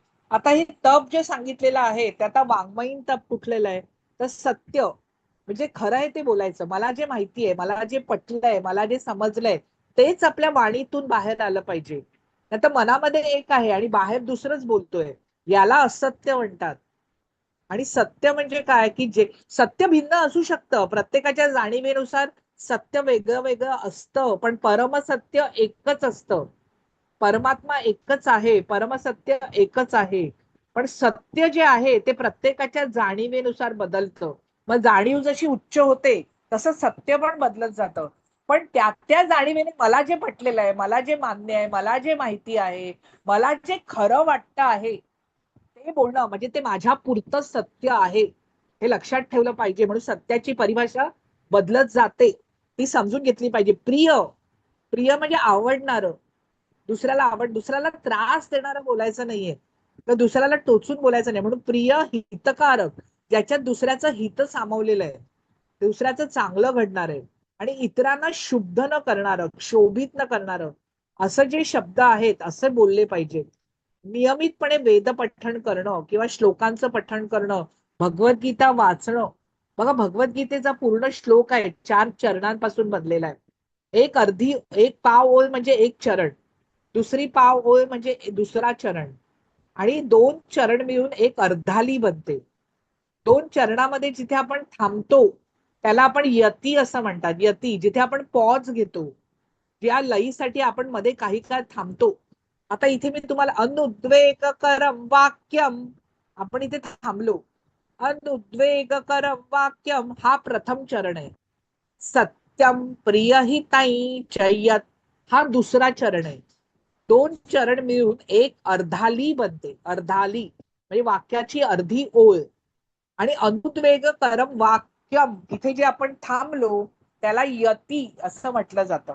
आता तिसरा चरण आहे स्वाध्यायाभ्यसनै चैव वाङ्मय. आता चैव ह्या तिसरा चरण, वाङ्मयम तप उच्यते हा चतुर्थ चरण. आणि असे 4 चरण एकत्र येऊन एक श्लोक बनतो. आणि म्हणून ज्या श्लोकामध्ये किती अक्षर आहेत, एका चरणामध्ये किती अक्षर आहेत, त्याच्यावरून त्याचा छंद ठरतो. असे अनेक छंद आहेत. प्रत्येक छंदाचं आपलं एक वैशिष्ट्य आहे, प्रत्येक छंदाचं आपलं एक महत्व आहे, आणि त्या छंदाचा होणारा परिणाम वेगवेगळा आहे. अनुष्टुप छंद ज्ञान प्रदान करणार आहे. म्हणून आपण बघितलं आपल्या वृत्ती स्तंभित होतात, म्हणून तो अनुष्टुप छंद. तर प्रत्येक पूर्ण एका संपूर्ण श्लोकामध्ये 32 अक्षर आहेत. तर आपण अक्षर मोजली तर ज्या श्लोकात 32 अक्षर आहेत तो अनुष्टुप छंद. आता गायत्री छंद, तर त्याच्यामध्ये ज्या श्लोकामध्ये 24 अक्षर आहेत त्याला गायत्री छंद असं म्हणतात. तर गायत्री छंद ही हा सर्वश्रेष्ठ छंद आहे. आणि गायत्री मंत्रांचा पूर्ण परिणाम, शालनाचा परिणाम गायत्री छंदाने होतो. आणि त्यातल्या 4 चरणामध्ये प्रत्येक चरणात 6 अक्षर असतात. 6 6 6 6 24 अक्षर गायत्री छंद. 8 8 8 8 4 चरणांमध्ये 8 8 8 8 8 चोक 32. ज्या श्लोकात 32 अक्षर आहेत, विष्णू सहस्रनाम आहे, भगवद्गीता आहे, बरेच जे आहेत ज्ञान प्रदान करणारे, ते सर्वच्या सर्व अनुष्टुप छंदात बांधलेले आहेत. आणि त्यानंतर म्हणूनच आहे त्रिष्टुप छंद भगवद्गीतेतला. 11 11 11 11 44. ज्या श्लोकात 44 अक्षर येतात तो छंद हा त्रिष्टुप छंद आहे. तर असं आपल्याला अक्षर मोजायला लागलो तर किती अक्षर आहेत त्याच्यावरनं आपल्याला लगेच लक्षात येतं की हा अमुक अमुक छंद आहे. आणि प्रत्येक छंदाची आपली वैशिष्ट्ये आणि गुणधर्म आहेत, आणि ते आपला परिणाम दाखवतात. म्हणजे किती महत्वाचं आहे बघा, छंदांना किती महत्व आहे. मी हे कशाच म्हणते की आपल्या तोंडातनं आपण वेद पठण करणं, किंवा आपण संस्कृत श्लोक म्हणणं, किंवा भगवद्गीतेचं पठण करणं, त्याच्यामुळे आपल्या वाणीचं तप आहे. हे ते जे आपण उच्चारण करतो, मंत्रांचं उच्चारण, मंत्र म्हणजे साधे सुधे नाहीयेत, अत्यंत शक्तिशाली आहेत. आणि ते मंत्र म्हणजे मननात त्रायते यस्मात, म्हणजे मनन केल्याने जे आपलं त्राण करतात. त्रायते म्हणजे त्राण म्हणजे रक्षण. म्हणजे आपण मनामध्ये घोळवले, मनामध्ये म्हटले तर ते आपलं त्राण करतात, रक्षण करतात, आपली आपली सर्व बाजूने काळजी घेतात, आपल्याला संकटापासून वाचवतात, आपली संकटातून सुटका करतात. अशा शब्दांच्या समूहाला मंत्र असं म्हटलं जातं. आणि म्हणून इथे म्हटलं की वाचिक तप, तोंडातून, वाणीतून, वाचेतून बाहेर पडणारे जे आपलं प्रत्येक शब्द आहे ते कधीही नाहीसा होत नाही. तुम्हाला एक सांगते की महाभारतात जी भगवद्गीता सांगितली आहे, तर आपण लक्षात घ्या की असे आता शोध पण लागलेले आहेत की ते जे शब्द बाहेर पडले होते ते अजूनही वातावरणात आहे, ते नाहीसे झालेले नाही आहेत. ते अजूनही तिकडे आपण गेलो कुरुक्षेत्रावर, तर जी भगवंतांनी सांगितलेली गीता आहे ती त्या वातावरणात अजूनही आहे या आजच्या वर्तमान काळात. आणि म्हणून वाणीतून बाहेर पडणाऱ्या अक्षरांना, शब्दांना खूप महत्व आहे. आणि एकच जो शब्द, एकच अक्षर जेव्हा असतं आणि त्याच्यावर अनुस्वार दिलेला असतो त्याला बीज मंत्र म्हणतात. जसं बियामध्ये वृक्ष सामावलेला असतो, तसं एका अक्षरामध्ये अनुस्वार दिल्यावर प्रचंड शक्ती सामावलेली असते. म्हणून अनुस्वाराचं उच्चारण नेहमी उत्तम करायचं, तो आपल्यामध्ये घोळवायचा. आता तुम्हाला म्हणजे सत्यम, अम, तर अम असा घुमला पाहिजे आपल्यामध्ये. सत्यम वाक्यम. तर म्हणून या अनुस्वाराला महत्व आहे, ते बीज मंत्र आहेत आणि हे सगळं शक्तिशाली आहे. आपली उन्नती होते, आध्यात्मिक उन्नती होते, आपली उन्नती भरभराट होते याच्यामुळे. आपल्या वातावरणामध्ये त्या शक्तीचा परिणाम होतो आणि आपल्या अंतःकरणातही होतो, बाहेरही होतो आणि आतही होतो. आणि म्हणून हे वाचिक तप आहे. पुढची स्लाइड. महाराज युधिष्ठिरांनी वाचिक तप केलेलं, नेहमी खरं बोलायचे. पण एकदाच म्हणाले नरो वा कुंजरो वा, म्हणजे नर आहे की कुंजर. अश्वत्थामाने विचारलं की अश्वत्थामा मेला तेव्हा द्रोणाचार्यांनी विचारलं की अश्वत्थामा मृत्यू पावला, त्यांनी युधिष्ठिराला विचारलं, तर हो हो, पण नरोवा गुंजरवा, की नर आहे, मनुष्य आहे, की हत्तीचं नाव पण अश्वत्थामा होतं. ते एवढंसं असत्य बोललेले आहेत ते, पण त्याचाही परिणाम भोगावा लागला. आणि समाधान, सरळपणा. समाधान म्हणजे जे काही संतुष्ट, जे काही माझ्याकडे आहे ते त्याने मी अत्यंत संतुष्ट आहे, समाधानी आहे. मला अधिकाची हाव नाहीये, मला अधिकाची धडपड नाहीये, मला अजून काही मिळवायचं नाहीये. कारण जे आहे ते मला कळलेलं आहे की काय खरं सत्य आहे. या जगापुरतं जे काही आहे ते सगळं काही नाहीसं होणार आहे. त्याच्यामुळे मी आता माझी धडपड, माझी शक्ती त्या परमसत्याकडे लागलेली आहे. आणि सरळपणा, मनात जे आहे ते बाहेर आहे, आत एक बाहेर आहे असं काहीच नाहीये. गांभीर्य, गंभीरता आणि आत्मसंयम, स्वतःवरती असलेलं नियंत्रण. बघा, आपले घोडे आहेत, आपला रथ आहे, आपली गाडी आहे. आपल्या गाडीमध्ये आपण बसतो, आपल्याला बाजारात जायचं असतं किंवा आपल्याला विशिष्ट ठिकाणी जायचं असतं. पण जर ती गाडी तुमची, जर त्याचं स्टेअरिंग तुमच्या हाताबाहेर गेलं आणि ते तुम्हाला जायचंय बाजारात आणि तुम्हाला दुसरीकडेच घेऊन गेलं, खड्ड्यात टाकलं आणि तुम्ही उजवीकडे वळायचंय तर ते डावीकडे वळलं, तर चालणार आहे का? आपले जे रथाचे घोडे आहेत ते कसे गेले पाहिजे? तुम्हाला जिथे जायचंय तिथे नेलं पाहिजे ना तुम्हाला. तुमची गाडी तुम्हाला तुम्हाला जिथे जायचंय तिथे त्या गाडीने तुम्हाला नेलं पाहिजे. आणि यासाठी आवश्यक आहे त्यांचं लगाम आपल्या हातात असले पाहिजे, स्टेअरिंग आपल्या हातात असलं पाहिजे आणि आपण म्हणू तिथे त्यांनी नेलं पाहिजे आपल्याला. ह्याला म्हणतात आत्मसंयम आणि भावशुद्धी. मनात येणारे भाव हे सतत भक्तिभाव, भक्तीने भरलेले आहे. भगवंतांचं भजन प्रत्येक क्षणी.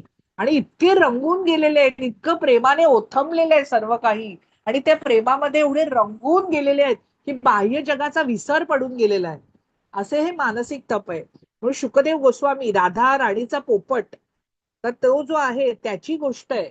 तर हे जे शुकदेव गोस्वामी आहेत ते व्यासांच्या पत्नीच्या पोटात काय झालं की जेव्हा शंकर पार्वतीला जेव्हा ज्ञान प्रदान करत होते तेव्हा हळूहळू पार्वती देवी झोपी गेल्या आणि हु हु हु हु असा हुंकार तरी येतोय.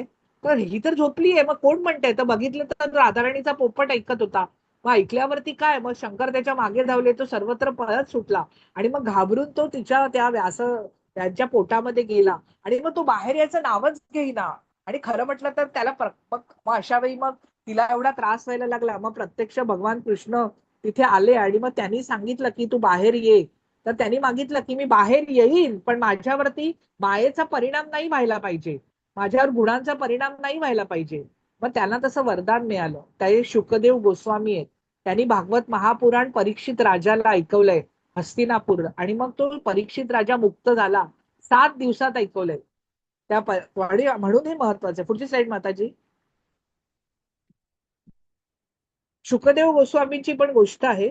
श्रद्धया परया तप्तन तपस्तत्त्रिविधं नरैः अफलाकांक्षिभिर्युक्तैः सात्विकं परिचक्षते तुम्ही बाजूला बघितलं, वृंदावनामध्ये परिक्रमा केली जाते, गोवर्धन परिक्रमा केली जाते, मायापूर नवद्वीप आहे, तर तिथे परिक्रमा म्हणजे त्याच्याभोवती पूर्ण एक म्हणजे गोलाकार अशी ती परिक्रमा केली जाते, की चालत किंवा कुठल्याही वाहनातूनही केली जाते. तसा संकल्प घेतला जातो की मी अमुक अमुक पद्धतीने करणार आहे. मग त्याला पूर्णपणे एक प्रदक्षिणा घालायची त्या भागाला, त्या प्रदेशाला. त्याला परिक्रमा असं म्हणतात. तर भौतिक लाभाची आकांक्षा न ठेवणाऱ्या, आता अध्यात्माचं जर आपल्याला खरोखर स्वरूप कळलं, आत्म्याबद्दल समजलं, आणि मग अशा वेळी आपलं खरं स्वरूप कळलं, की मग भौतिक लाभाची इच्छा राहणारच नाही. आपोआपच आपलं मन त्याच्यापासून बाजूला व्हायला लागेल. आणि परमेश्वरासाठी कर्म करण्यात युक्त असलेल्या मनुष्यानी दिव्य श्रद्धेने, आणि सामान्य श्रद्धा नाहीच आहे, दिव्य आहे, कारण ती आपलं आयुष्य दिव्य बनवते, आपल्याला दिव्य अशा भगवंतांशी जोडते. आणि अशी जी केलेलं त्रिविध तप आहे त्याला सात्विक तप असं म्हणतात. त्याच्यामध्ये परिक्रमा येते. पुढची स्लाइड माताजी.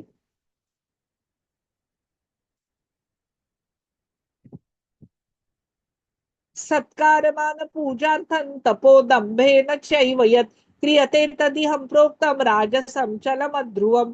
सत्कार म्हणजे माझा सत्कार करावा, मला मोठं म्हणावं, नंतर मला मान द्यावा, किंवा माझा सन्मान करावा, किंवा माझी पूजा करावी, म्हणून दंभाने किंवा ढोंगीपणाने जे तप केलं जातं. बघा, बरेच जण आजकाल सोशल मीडिया आहे, आता बरेच जण जातात, चांगली चांगली कामं करतात, पण चांगली कामं अशी करायची ना, की एका कानाचं दुसऱ्या कानाला, एका हाताचं दुसऱ्या हाताला पण समजता कामा नये, की उजव्या हाताने काय दिलं हे डाव्या हाताला पण कळलं नाही पाहिजे, इतकं गुप्त राखलं पाहिजे. पण आजकाल सोशल मीडियावर फोटो टाकले जातात, फेसबुकवर, नंतर आपल्या इंस्टाग्रामवर, की असं वेगवेगळी दान दिलं जातं, चांगलं कर्म केलं जातं, पण देताना ते काढून फोटो काढले जातात. तर असे जे असतं हे राजसिक तप आहे, आपल्याला मोठं म्हणावं म्हणून करण्यासाठी केलं जातं. तरी अस्थिर आहेत, कारण जे मोठं म्हणावं मनामध्ये भावनाच नाहीये ना त्याची, मग त्याचा काय फायदा होणार आहे, क्षणिक आहे, त्याचा परिणाम काय होणार आहे, तर क्षणभंगूर असतात त्या गोष्टी. पुढची स्लाइड माताजी.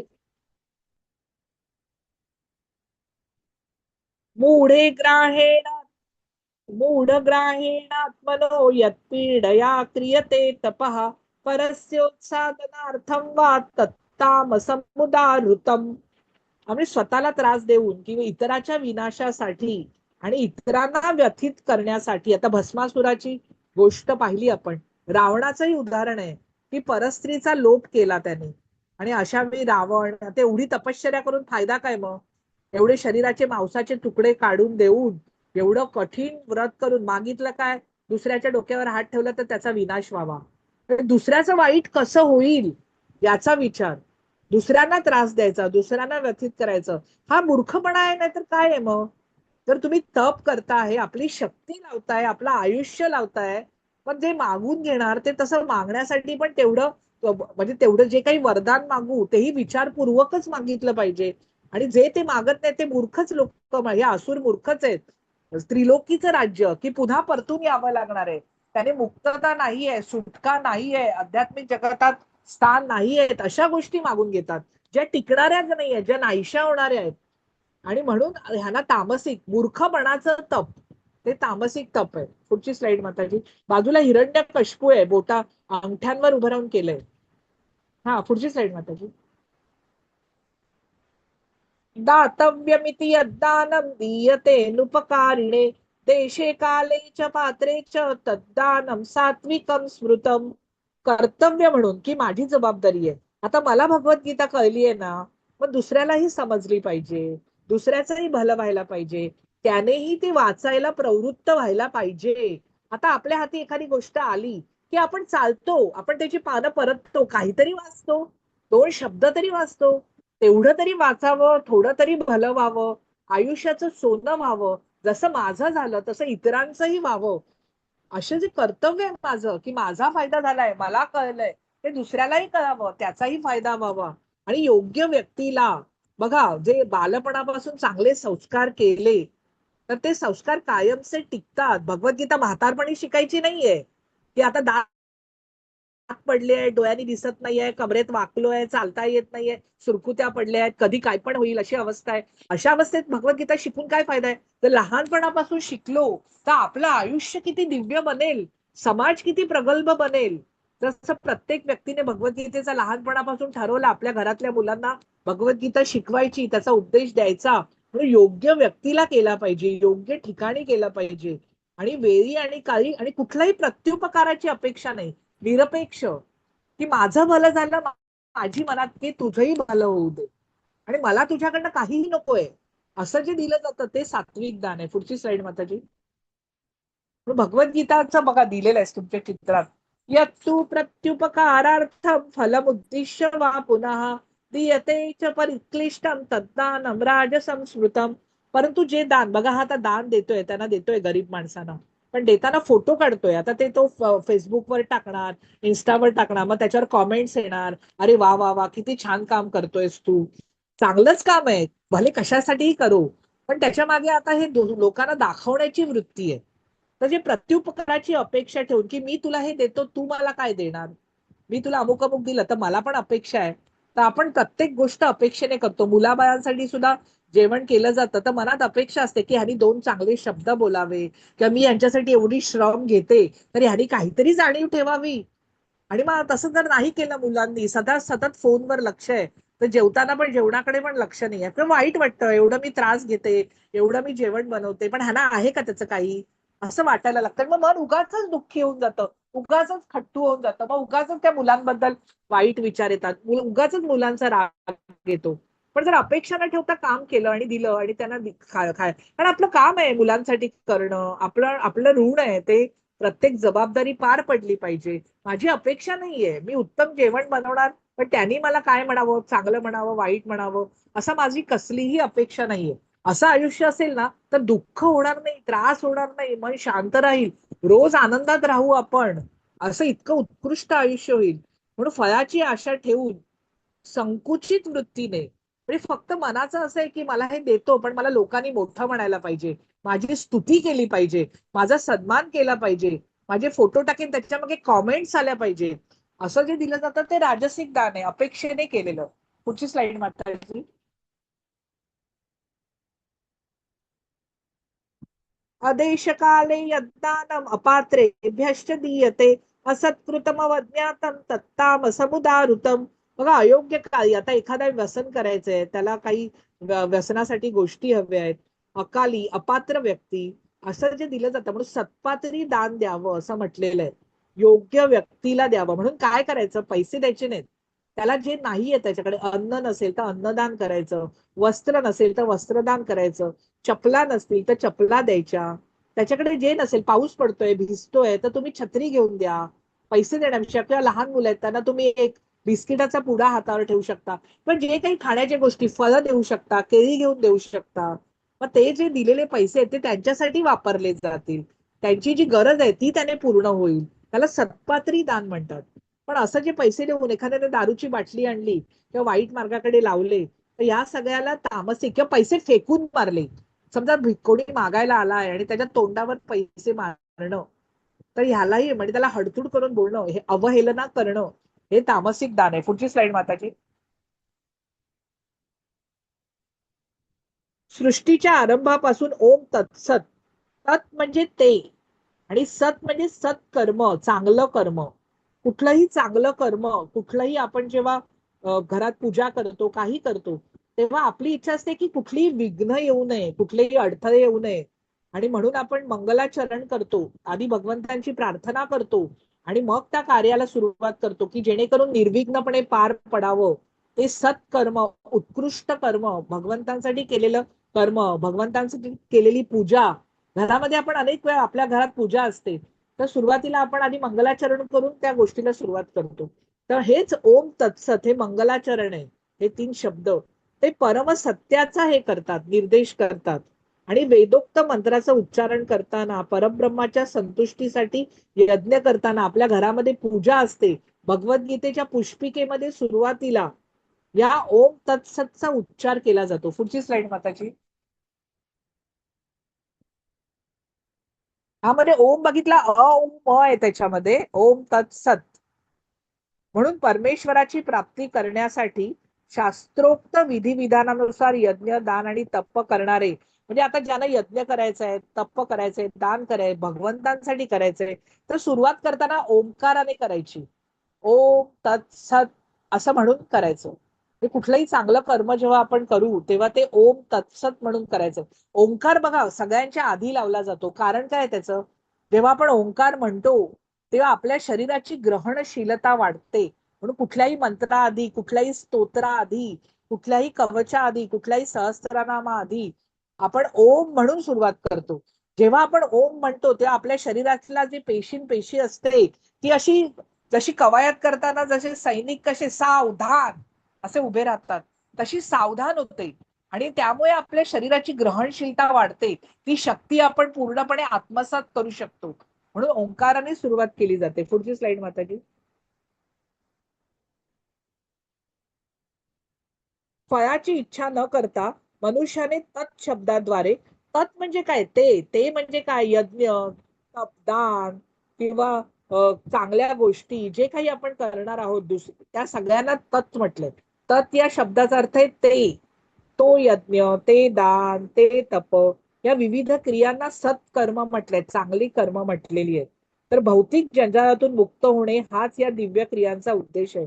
भौतिकतेकडून आध्यात्मिकतेकडे जाणं, देहातून आत्म्याकडे येणं, अंतर्मुख होणं हे महत्वाचं आहे.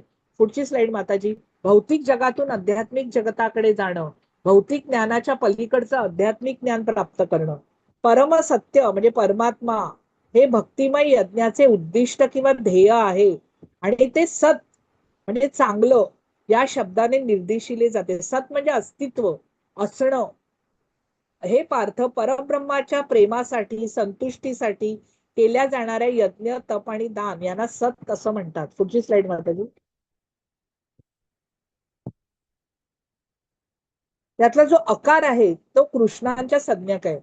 कृष्णाला सूचित करतो. सर्व लोकांचा नायक, सर्व लोकांमध्ये मुख्य, सर्व जीव, ग्रह, भौतिक, आध्यात्मिक यांचे ते स्वामी आहेत.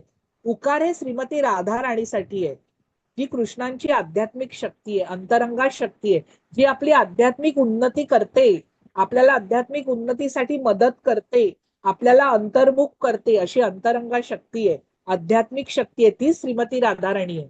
ती उकार आहे, ऊर्जा. ऊर्जा म्हणून उकार आणि मकार म्हणून सजीवांना, जीवात्म्यांना. म्हणजे जन्म मृत्यू परंपरेमध्ये जो सतत फिरतो आहे तो जीव, म्हणून ओम बनलेला आहे. पुढची स्लाइड माताजी. वस्तुतः दिव्यध्वनी ओंकार जरी म्हणजे श्रीकृष्ण, उ म्हणजे ऊर्जा राधाराणी आणि म्हणजे जीवात्मा या 3 अक्षरांच्या संयोगाने म्हणजे एकत्रीकरणातून तयार झाला असला तरी तो सामान्य नाहीये. त्याच्यात दिव्य सामर्थ्य शक्ती आहे. आणि जो ओंकाराचा जप करतो त्याला लक्षात येतं की ओंकार म्हणजेच भगवान विष्णू आहे. ते दोन्ही वेगळे नाही आहेत, भिन्न नाही आहेत. ओम विष्णवे नमः. पुढची स्लाइड माताजी. परमेश्वरावरील श्रद्धेशिवाय यज्ञ, दान आणि तप म्हणून जे काही केलं जातं ते अनित्य आहे. कारण ते टिकणारं नाहीये. त्याने फक्त पुण्य प्राप्त होतं, स्वर्ग लोकांमध्ये वास्तव्य प्राप्त होतं, पण काही हजारो वर्षानंतर पुन्हा परतून या पृथ्वी तलावर यावंच लागतं. म्हणून जे असत न टिकणारं असं जे आहे त्याला असत कर्म म्हटलंय. ते या जन्मी, पुढच्या जन्मी वेळ वाया घालवतोय आपण करण्यामध्ये. जे टिकणारं नाही त्याच्या मागे धावतो आहे, म्हणून ते व्यर्थच आहे, फुकट आहे, निरर्थक आहे, आपलं आयुष्य वाया घालवणार आहे. पुढची स्लाइड माताजी.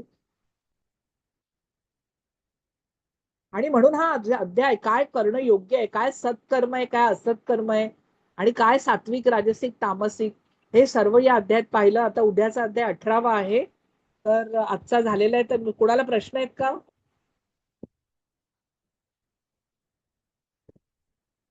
माताजी रेकॉर्डिंग बंद करा.